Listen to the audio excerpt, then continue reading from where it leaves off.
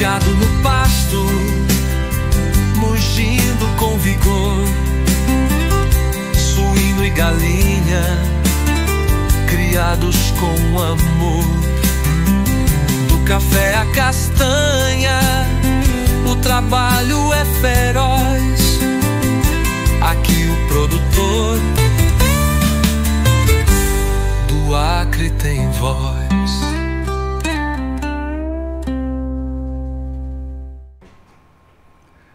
Olá, sejam todos bem-vindos a mais uma edição do Agro 24 Cast, o programa de entrevistas do AC24 Agro.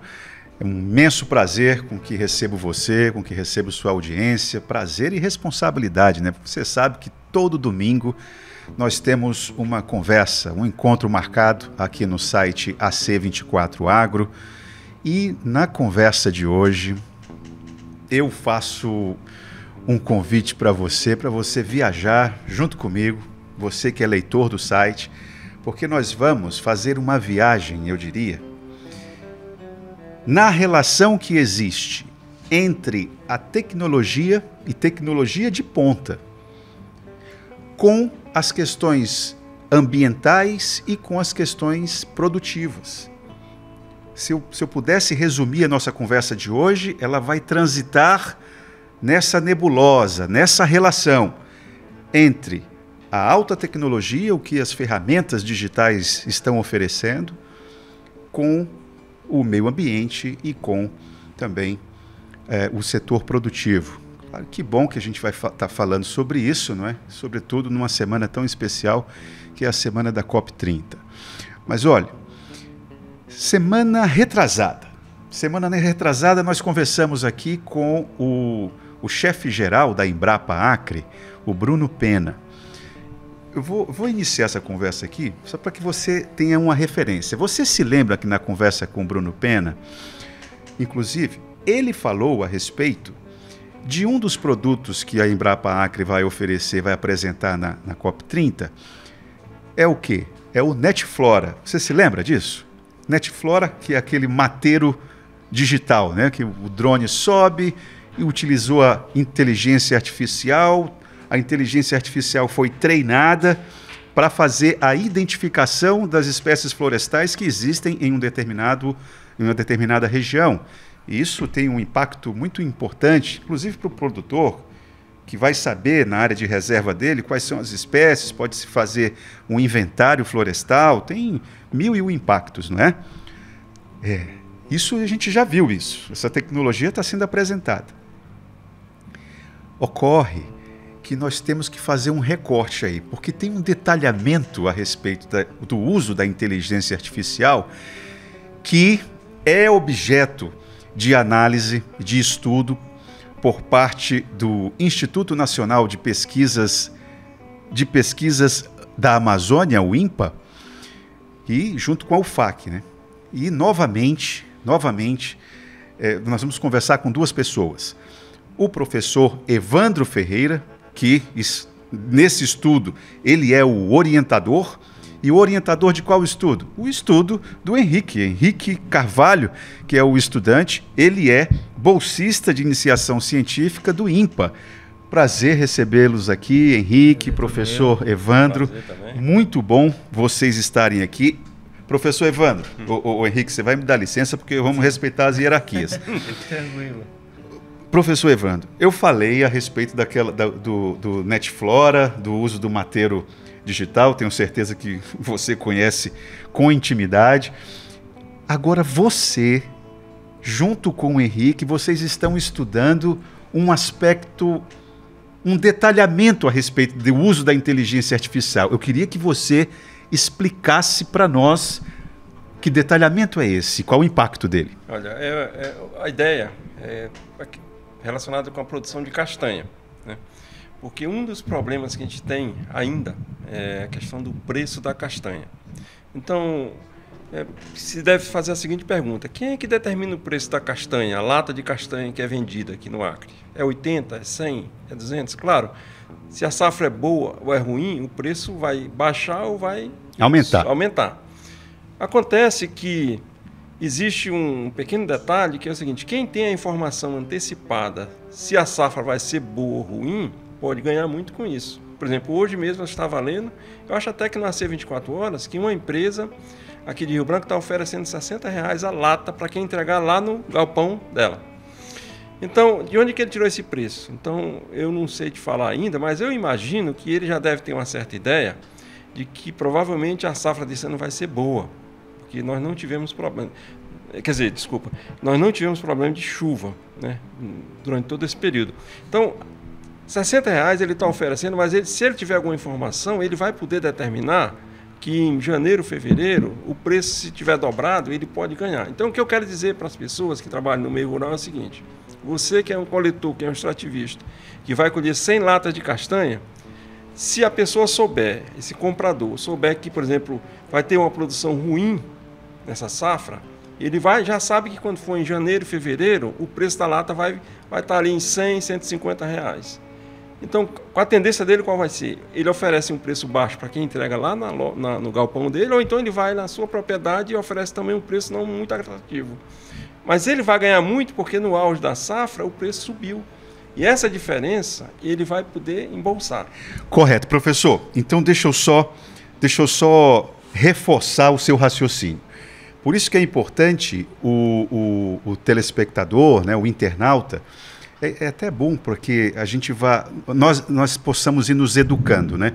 Quando se fala a respeito do trabalho do pesquisador, o pesquisador trabalha em cima de situações muito concretas. Muito concretas. Então, o que o professor está falando, essa pergunta dele é fundamental. Quem é que determina o preço da castanha? Como é que isso se coloca no mercado? Opa, nós temos uma dúvida que não é uma dúvida tão simples, não é uma situação tão comum. Quando nós nos apegamos com uma pergunta dessa, é que a gente vê que a gente não sabe de nada, né, em relação ao mercado dos produtos que estão colocados aí. Então, professor, a sua pergunta, o seu problema de ordem científica é responder como é que se estabelece o preço da castanha. Então, eu quero fazer o link com a tecnologia. Exatamente. Então, o ideal, porque você sabe que, por exemplo, qualquer outro grande cultivo que a gente tem no Brasil, milho, café, soja, a tendência é que antes do início da safra seja divulgada uma estimativa de como é que vai ser a produção. Então, antecipadamente, as pessoas já sabem, olha, vai ser baixa ou vai ser alta. E você tem como trabalhar o mercado muito bem. Não existe isso para a castanha, não existe isso para o açaí, não existe para a maioria dos produtos extrativistas, essa informação não existe. Então, qual a ideia? A ideia é que a gente consiga desenvolver um sistema que a gente consiga, por exemplo, quando começa a safra da castanha. A safra começa em dezembro, início da chuva, vai até março, talvez até abril. Então, se você conseguir divulgar um boletim, vamos dizer aqui em agosto, né, dizendo, gente, esse ano a safra da castanha comparada com o ano anterior, ela vai ser 35% mais alta. Então, isso a gente divulga num site como o seu, no programa de rádio mais popular que tem, nos programas, para que todo mundo tenha acesso à informação. Então, quem tem está colhendo castanha, ele pode manejar o mercado como? Se ele sabe que a produção vai ser muito baixa e que a tendência do preço é subir, ele não é obrigado ou não precisa vender no início da safra, ele pode segurar a produção dele para vender em janeiro e ganhar muito dinheiro. Essa é a ideia. Agora, como que a gente pode fazer isso é onde entra a tecnologia. Então, eu queria que o Henrique entrasse na conversa, sim, fazendo essa relação entre o que o professor colocou agora com a tecnologia. Como é que a inteligência artificial nos ajuda a responder essa estimativa de safra da castanha? Perceba, e é bom que o internauta tenha essa dimensão, que nós estamos aqui trabalhando com perguntas e buscando respostas a alguns problemas que impactam diretamente no mercado da castanha. Você perceba aí o impacto econômico que isso pode ter. Henrique, como é que a tecnologia, a inteligência artificial pode nos ajudar a ter uma estimativa mais precisa em relação à safra de castanha? Quando as pessoas falam assim, tipo, de inteligência artificial, a gente sempre tem aquele start de ChatGPT, porque são os que estão no momento, né? a gente sempre tem noção, mas tipo, o que a gente utiliza? A gente usa um algoritmo que ele é responsável por fazer o aprendizado de objetos que você determina para ele. Então, você trata ele como se fosse no primeiro ponto ali, como se fosse um bebê. Tudo que você ensina para ele, ele começa a aprender. E você vai treinando Isso, o algoritmo, correto? Você leva para ele imagens do objeto que você quer, você determina a partir de uma caixa delimitadora e ele começa a focar naquele objeto. Porque se a gente tem uma foto, a gente, por exemplo, de uma área de floresta, você tem muitos agentes poluidores naquela imagem. Se você delimita um foco central para ele em determinados pixels, ele vai aprender as informações daquele canto da imagem. E assim, quando você tem mais imagens, mais aumenta o aprendizado dele. Quanto mais informação você dá, mais ele consegue absorver e assim ele aprende. Então, depois de determinado tempo que você faz o teste, você pode gerar para ele uma imagem, mostrar para ele uma imagem de uma foto real, e aí ele pode te dizer, isso é um fruto. Isso é um fruto de castanha, isso é um ouriço. E é assim que a gente pode realmente ter algo palpável, digamos assim, para levar de informação, né? Então ele pode dizer, isto é um fruto, isto é um ouriço, cabem tantos ouriços, cabem tantas castanhas dentro deste ouriço. Tem isso? Isso já pode ser tipo informações que você pode complementar, né? Porque como você observa um objeto diretamente, se você, vamos supor essa garrafinha, né? Se você observa ela de primeiro início, assim, de primeiro ponto de visão, você não pode dizer com precisão quantos ml ela tem ali dentro, né? Então, essas informações já são informações um pouco mais secundárias. Você pode dizer diretamente o objeto que você quer. E aí, depois do aprendizado, ele pode dizer, isso aqui realmente é um ouriço. Ele vai ter a condição de fazer isso sozinho. Agora, professor Evandro, eu não fiquei muito seguro em relação a quantas castanhas vão ter dentro do ouriço, para eu saber quantas castanheiras em tal região e qual é a perspectiva de safra naquela região. Então, como é que é isso? Complementando o que o Henrique falou, então o algoritmo, a famosa inteligência, ele aprende. Quanto mais fotografias você mostra de um ouriço de castanha, ele diz que aquilo era um ouriço, e no momento que ele tiver a certeza, e você mostrar uma outra foto, ele vai ter 99% de certeza que aquilo é um ouriço. Bom, como que você pode fazer isso? Como você determina a quantidade de ouriço que tem num pé de castanha? Você tem que pegar um drone e fazer o drone voar no entorno da copa e fotografar em 3 níveis, para que ele fotografe a maior quantidade possível daquela copa. E a ideia que nós temos qual é? É que ensinar o drone, a partir daquelas fotografias, você então ensiná-lo a identificar o ouriço da castanha. Certo. E aí, em cada árvore, ele não apenas identifica, mas como ele contabiliza quantos frutos, quantos ouriços tem. Como aí o que ele colocou, que é uma informação complementar, é o seguinte: hoje a gente sabe que, por exemplo, uma lata de castanha, ela pode ter de 20 até 25 ouriços de castanha, por exemplo, e que um ouriço ele pode ter entre 10 e 25 amêndoas, né? Mas também já existe essa informação, por exemplo, que de um ouriço, a quantidade de amêndoas, de sementes que tem dentro do ouriço, só menos de 4% é efetivamente de amêndoa. Então, se você consegue contabilizar quantos ouriços tem, a informação complementar já existe. Já consegue chegar. Perfeito.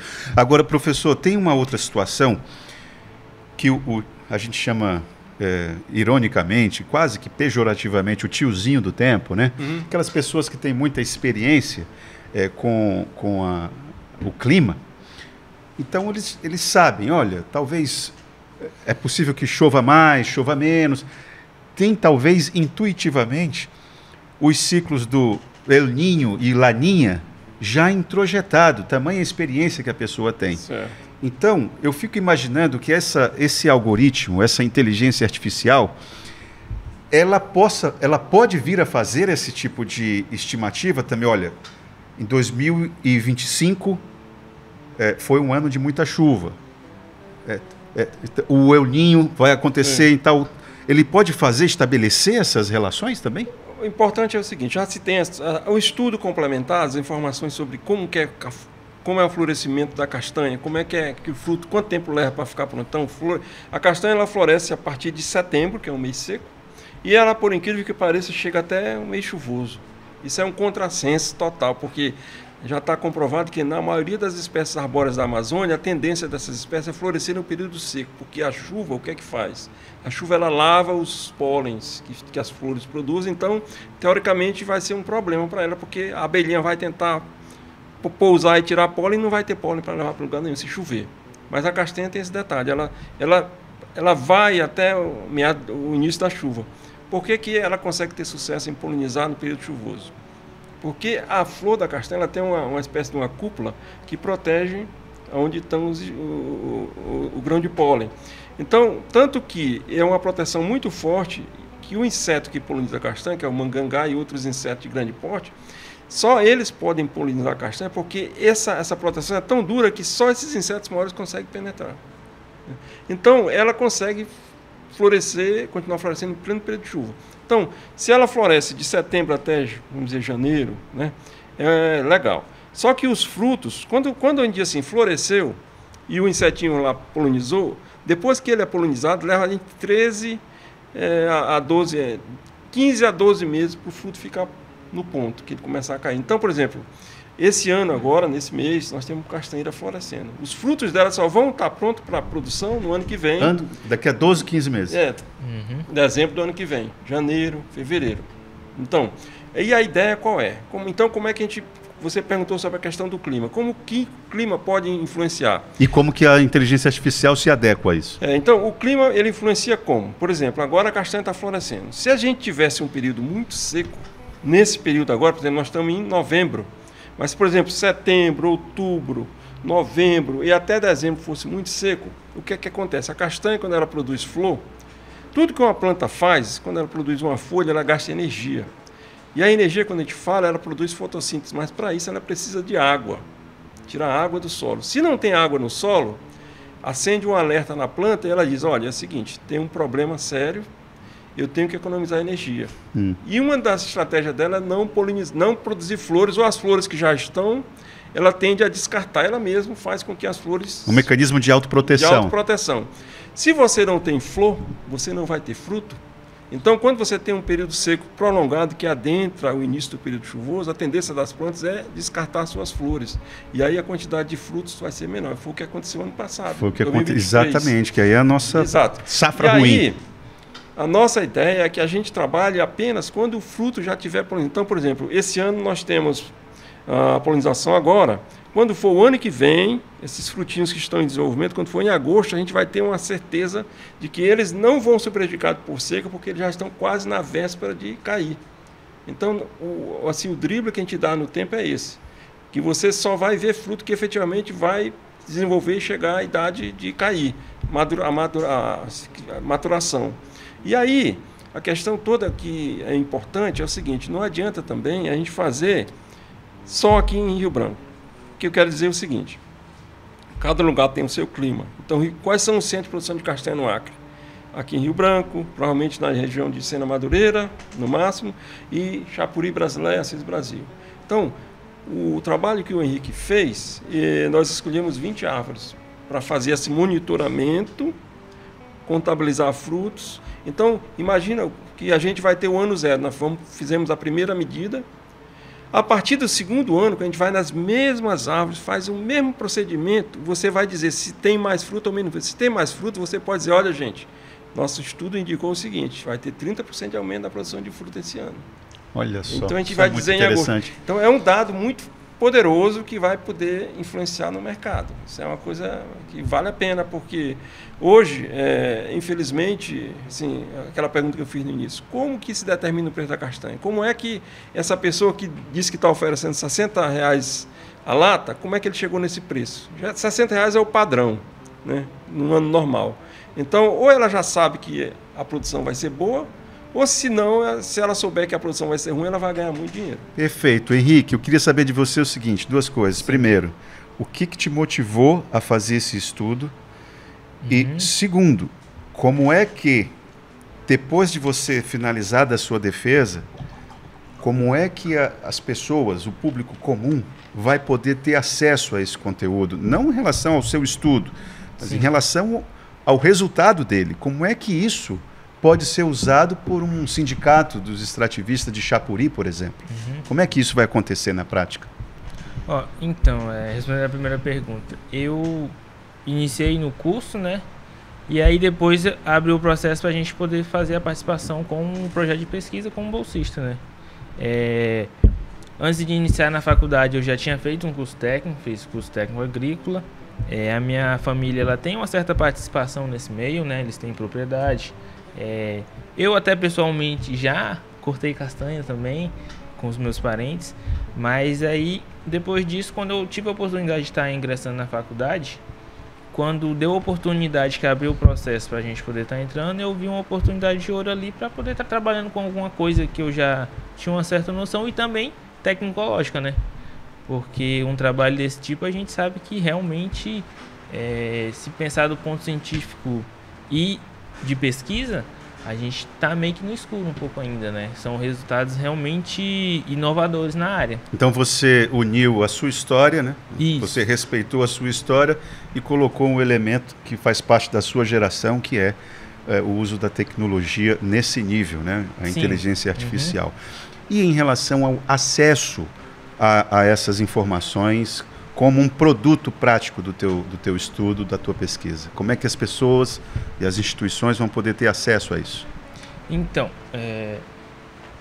para que a gente possa estar levando isso diretamente, né, para os produtores, a gente pode estar fazendo a emissão de um boletim para a gente possa estar expressando esses dados que nem o Evandro havia comentado anteriormente. Tal ano X, a gente teve certa produção. Teve um aumento ou um decréscimo na produção. Só que a gente não pode estar dizendo isso com os dados que a gente obteve só aqui em Rio Branco.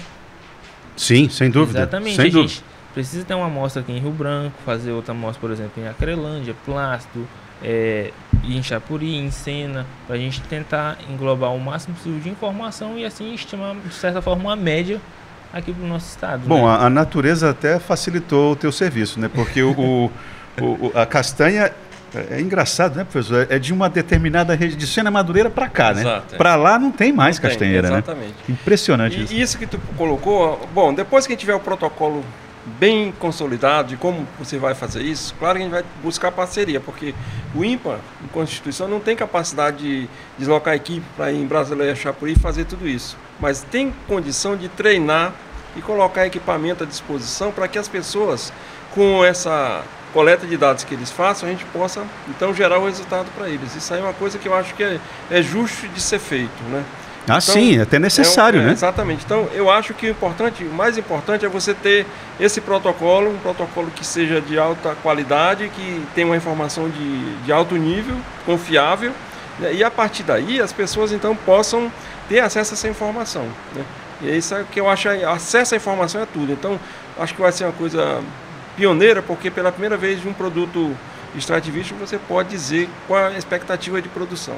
E eu realmente... Olha, eu posso aqui me enxerir ao ponto de já estabelecer aqui um compromisso tanto com o senhor, professor Evandro, com o Henrique, com o INPA, eu diria, e com o AC24 Agro, porque se precisar de algum veículo de comunicação para poder estabelecer uma espécie de boletim informativo a respeito da estimativa de safra e tudo, por favor, nos use, porque eu acho que vai ser fundamental isso aí para a gente. Eu agradeço porque isso é uma coisa importante, porque assim, eu olho pelo lado do extrativista, então, por exemplo, eu não quero acusar ninguém, mas, por exemplo, quem compra a castanha, ele anda pelo esse interior do Acre todo, ele sabe quem está vendendo, quem está colhendo, e de forma inocente essas pessoas ajudam esses que compram a estabelecer uma ideia de como é que vai ser a safra, porque ele chega lá no seu João, que é coletor de castanha, e ele faz uma pergunta simples: seu João, como é que vai ser a safra? Seu João, ele não disse a quantidade, mas ele diz: olha, vai ser boa, vai ser ruim, então vai ser a mesma coisa. Com essa informação, esse comprador ele já pode ter uma informação privilegiada. E o seu João não tem ideia. Olha, o professor e Henrique, esse estudo de vocês, depois de estabelecido esse protocolo, muito boa essa sua observação, precisa da segurança, né, metodológica. Então tem que ter o protocolo.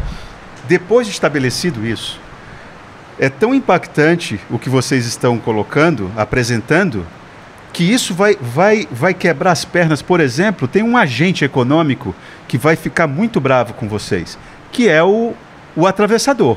Esse daí, por quê? Porque uma vez estabelecido o protocolo, a informação por meio do AC24 Agro, por meio da nossa querida radiodifusora e tantos outros meios de comunicação, o seu João vai começar a saber como é que está o preço da castanha, qual é a estimativa, não é isso? Exatamente.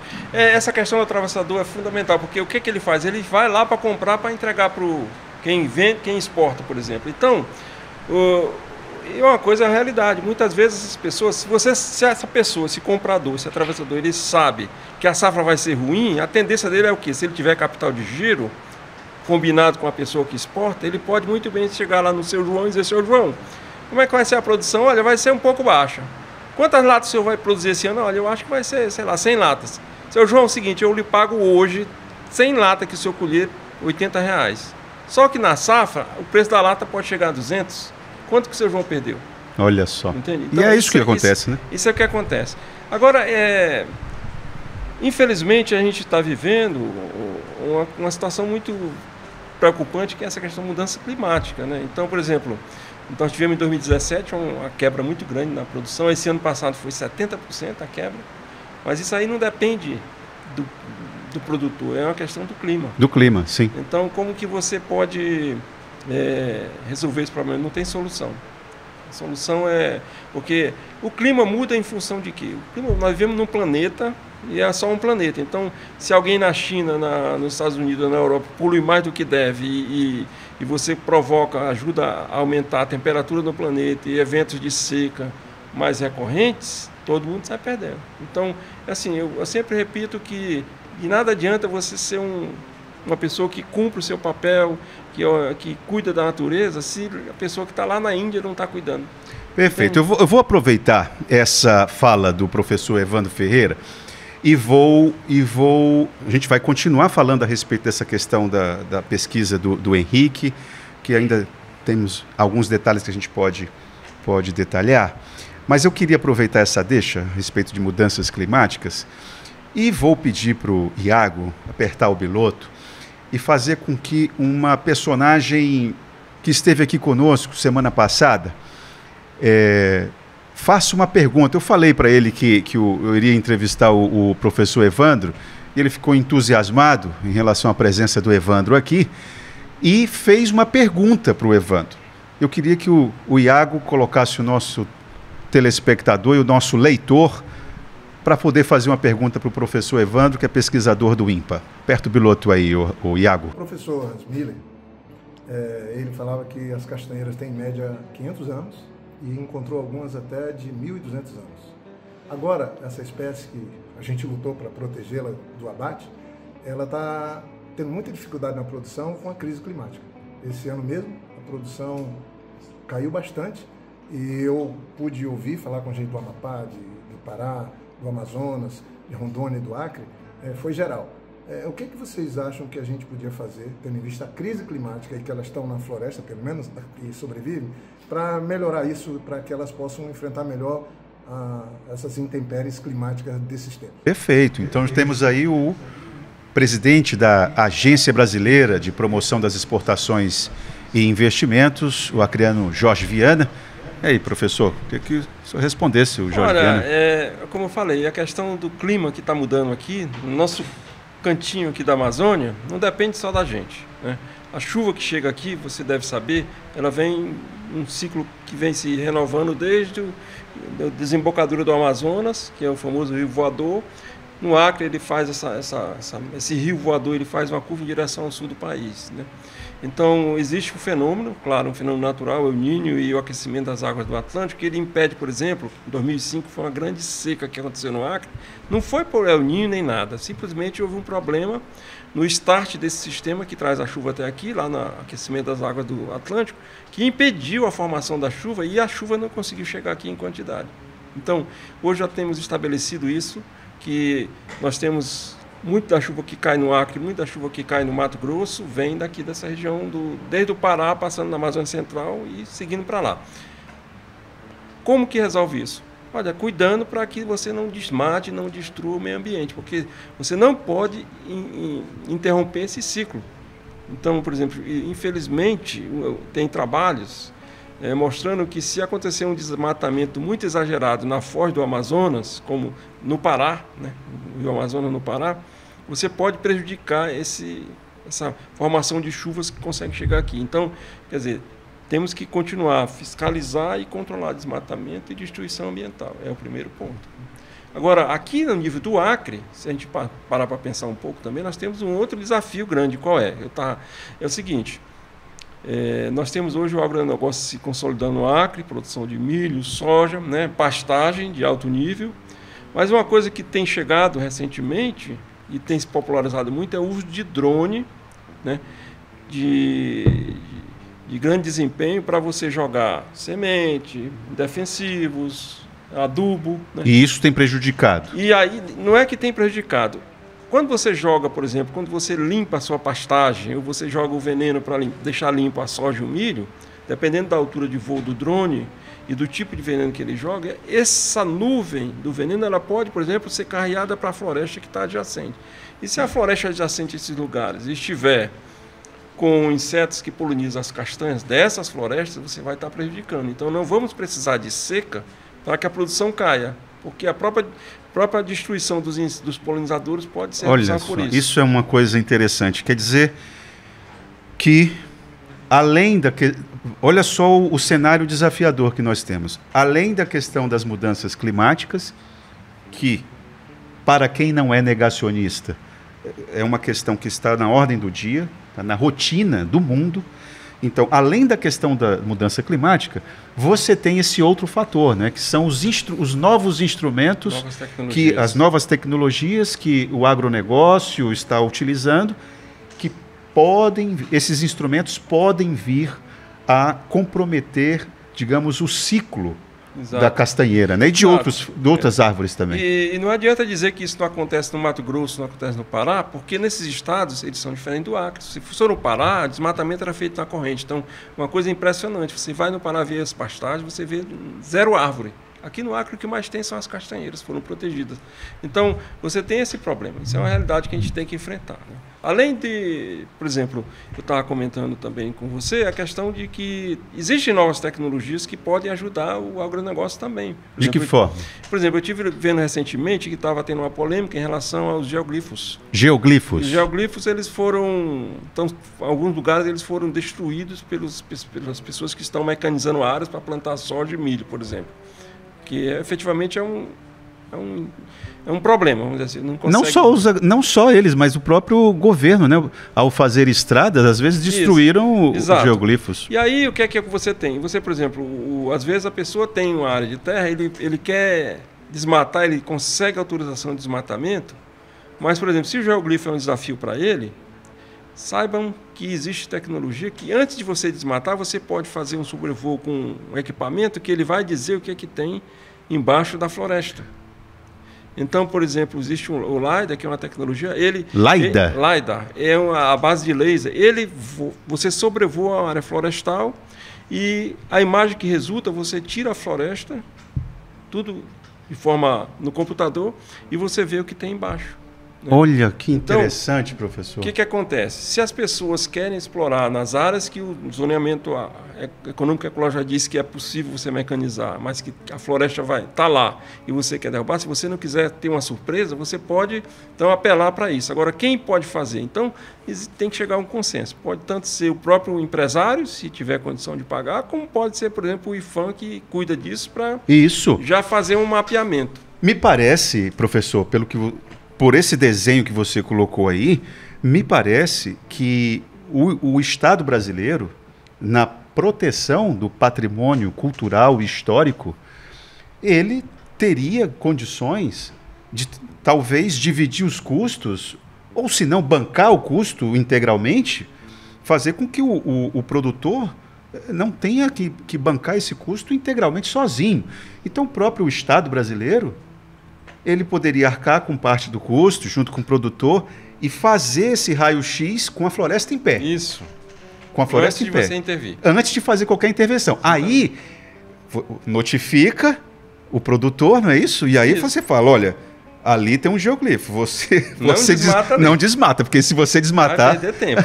Agora, eu queria só dizer isso. Por que eu falo isso? Porque nós temos um trabalho, foi submetido para publicação na revista internacional, os dados não estão disponíveis, mas eu posso adiantar para todo mundo que os geoglifos aqui na Amazônia, no sudoeste da Amazônia, no Acre, eles estão concentrados nessa região aqui de Rio Branco, em direção à Acrelândia, Boca do Acre, tá certo? Até Sena Madureira. Então, nós conseguimos recursos para sobrevoar com LiDAR, basicamente uma grande área nessa região.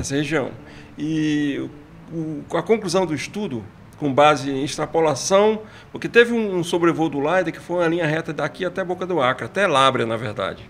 E qual é a intenção que a gente tinha? Bom, algum tempo atrás saiu um estudo do INPE dizendo que na Amazônia, no sudoeste da Amazônia, existem aproximadamente 11 mil geoglifos, entre os que, teoricamente, eles já foram descobertos e os que eles acham que poderiam haver. Mas eles não tinham uma informação com base em sobrevoo usando esse LiDAR.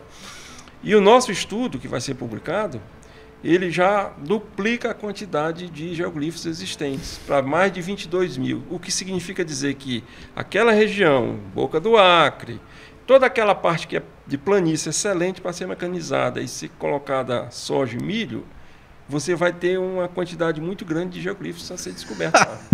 Professor, me perdoe, eu não evitei a risada, porque esse assunto causa arrepios em muitos produtores. Então, essa informação que o senhor está trazendo aqui em primeira mão no Agro 24Cast, me parece que exige por parte do setor produtivo, junto com o IFAM e outras instâncias do governo federal, um maior diálogo ainda, porque o que vocês cientistas estão dizendo meus amigos, se nós estávamos pensando que essa região aqui nós temos 11 mil geoglifos, vocês estão enganados. Isso. No mínimo 2 vezes mais. Exatamente. E outra informação interessante que esse estudo revelou, que também você até colocou, engraçado, a castanheira só chegou até Sena Madureira, não atravessou o Purus. Então, também acompanhou a curiosidade que a gente teve, por que não tem geoglifo descoberto para Itarauacá, Feijó? Tem alguma razão para isso? Então, nosso estudo, efetivamente, praticamente, ele confirma, porque nós tivemos um sobrevoo que foi até uma cidade, eu acho que é Carauari, no Amazonas, né? Então, de toda aquela região a leste do Purus, apenas um arremedo de geoglifo foi encontrado na cercania dessa cidade. Então, praticamente é um vazio em termos de construção de geoglifo. Significa dizer o quê? Que o homem praticamente colonizou, os nossos ancestrais colonizaram essa região até o Purus, eles não atravessaram, por isso você talvez não tenha a castanheira e geoglifos. Porque a castanheira, você sabe, é uma planta que provavelmente foi transportada pelo homem. Ela veio do Pará e foi chegando até ser cultivada aqui no Acre. Por exemplo, uma história que é interessante. As castanheiras que tem daqui para Chapuri, que idade tem essas castanheiras? Então, os estudos já indicam o seguinte: cada 0,6 centímetros de diâmetro de uma castanheira equivale a 1 ano de vida da castanheira. Então, você multiplica. Por exemplo, uma castanheira de 1,50 m, ela pode ter 250 anos. 200, 300 anos. Então, uma castanheira com 4 metros de diâmetro, ela pode ter mais de 1000 anos. E aí, o que é muito interessante? Significa dizer o seguinte: o homem chegou na América 13 mil anos atrás. Os primeiros habitantes que chegaram aqui no Acre, nessa região, quando eles chegaram aqui, provavelmente ainda era uma savana, porque houve uma glaciação e a floresta tinha cedido. Mas quando a floresta voltou, a castanheira veio junto. Então, por exemplo, 11 mil anos atrás era savana. Então, de lá para cá, a floresta foi avançando. Né? Ela foi rejuvenescendo, renascendo. Retornou, exatamente. Então, o que você pode dizer? Que se você encontrar uma castanheira aí de 5 metros de diâmetro na floresta, ela vai ter mais de 1000 anos. Então, se você estimar que ela vai ter 4, 5 parentes para trás, ela vai ser a tataraneta da original. Entende? Sim, entendo. Então, quer dizer, e se o homem foi o homem, porque foi o homem que plantou a castanha aqui. Tanto é que ela não atravessou o Purus. Então, é uma coisa interessante, e a castanheira é uma árvore realmente fantástica. Ela serviu de alimento para esses povos originários aqui da nossa região. Tanto que os geoglifos, quando você faz as escavações, você encontra dezenas de remanescentes de frutos de castanha. Então, definitivamente, ela era um porto seguro para esse povo. Olha, nosso tempo já está quase acabando. Eu queria conversar com o Henrique. Henrique, para saber de você o seguinte, quando que vai ser a sua defesa, ou então se já houve, eu queria entender para poder ficar alerta, porque até essa é tão importante o que você fez, eu não sei se você tem dimensão do impacto que esse seu estudo vai ter para a nossa economia. Eu queria que você nos ambientasse aí. Quando é que vai ser feita a sua defesa? Já foi feita? Você diz em que aspecto? Do estudo? Do estudo. Você vai apresentar esse estudo em algum fórum, não é? Sim, o nosso estudo ele já foi levado, foi submetido, né, em uma revista. A gente está aguardando uma possível revisão, senão a gente só precisa mesmo aguardar o período de publicação aí desse trabalho no âmbito científico, mas ele já foi submetido já. A gente já fez uma apresentação e como foi? O que você sentiu, a recepção dos doutores que estavam ali avaliando o teu trabalho? Quando a gente sempre leva algo assim, tipo, inusitado, a gente sempre tem um certo choque, mas é por causa da curiosidade, né? A pessoa que tem o ponto de vista de pesquisador, ele sempre quer aprofundar cada vez mais e ele sempre quer extrair o máximo possível de informação a respeito, né? Então foi um pouco inusitado, porque foi realmente a minha primeira apresentação desse tipo, com uma banca mesmo. Ainda não é monografia, mas você já fica um pouco assim, né, assustado. Mas foi uma experiência muito boa. Ficou nervoso? Fiquei um pouquinho. Mais do que aqui? Mais. Aqui você não tem motivo para ficar nervoso. Bom, eu queria só, se eu fosse resumir, em relação a essa questão da castanha, especificamente, você viu aqui que o professor trouxe outros elementos que demonstram aquilo que eu falei no início, a relação entre os mecanismos e instrumentos tecnológicos que nós temos atualmente, não é? A relação disso com o meio ambiente e com o setor produtivo. Então nós temos um tripé aí que o professor Evandro demonstrou intimidade. No que se refere à questão da castanha, você que já está chegando no finalzinho da nossa conversa, então se eu pudesse resumir cometendo todos os pecados como toda manchete comete, né? Porque o jornalista tem o vício de resumir a vida em manchetes, e isso é uma violência. Mas veja só, se eu pudesse resumir essa questão do uso da inteligência artificial na questão da castanheira, eu poderia resumir da seguinte forma, você que pegou a conversa pelo meio. Tem um instrumento que está sendo utilizado, a inteligência artificial, para poder fazer uma espécie de contagem das castanheiras, dos ouriços e das amêndoas dentro dos ouriços, das castanhas que estão dentro do ouriço. Como eu disse, isso é uma violência, eu estou só resumindo. Com isso, é possível nós termos uma estimativa de safra. Isso é importante ter essa informação, porque você vai mexer para cima ou para baixo com o preço da lata da castanha. Então, o que está sendo apresentado aqui pelo Henrique, sob orientação do professor Evandro Ferreira, os dois do INPA, não é? Ele é um pesquisador iniciante, o professor já tem alguns meses de experiência, né, professor, nessa área. Então, o que está sendo apresentado por eles é isso. O estudo já foi submetido a uma banca para avaliação, e aí vamos ver se isso será publicado numa revista científica ou não. Além disso, o professor trouxe a questão do LiDAR. O LiDAR é o seguinte, professor, o LiDAR é o seguinte, se você vai ter todas as condições possíveis de ser informado se na sua terra tem ou não tem geoglifos. E aí, a partir dessa informação, você vai ser responsável juridicamente pelo que acontecer com aquele patrimônio que precisa ser preservado. E existe lei para isso. Então, é outra informação importante. Professor, eu cometi muita agressão? Não. É mais ou menos por aí. Mais ou menos por aí, e tem mais. Olha, o Henrique esse ano ele vai dar um salto, porque essa inteligência artificial e o uso do drone, né? A gente vai tentar usar a mesma técnica para tentar contabilizar, por exemplo, no caso do cupuaçu. Se é possível estimar a safra de cupuaçu, contabilizando o fruto, e também tentar identificar árvores doentes de cupuaçu no plantio com vassoura de bruxa. Então, olha, as possibilidades são muito grandes. Isso tudo pode adiantar muito a vida de muita gente do ponto de vista econômico, né? Porque quer dizer que até a monilíase vocês vão poder ter uma certa noção. De bruxa, você sobrevoando, fotografando, você vai conseguir fazer a inteligência artificial, identificar as árvores que estão doentes para você facilitar o manejo, a eliminação daquelas plantas mais rapidamente. Quer dizer, é uma coisa muito boa. O que eu fico muito orgulhoso, professor, assim como falei isso em relação ao quando o Bruno Pena esteve aqui, e vou repetir, como é prazeroso ouvir de vocês que são pesquisadores de uma instituição como o INPA, são servidores do INPA, e é muito gratificante como cidadão perceber que tem pesquisadores comprometidos nesse nível, né? Porque utilizando as ferramentas que estão disponíveis para poder intervir de alguma maneira, Exato. qualificada no debate ambiental e econômico. Exato, né? Exatamente. Isso é muito importante. Eu quero agradecer a sua participação aqui, a sua vinda, Henrique também, muito obrigado. Vocês sintam-se convidados para poder participar em outras oportunidades, professor. E eu queria encerrar dizendo que eu estou à disposição, se alguém se interessar em entrar em contato comigo, se você puder botar o nosso tem o Instagram aí, né, o Iago?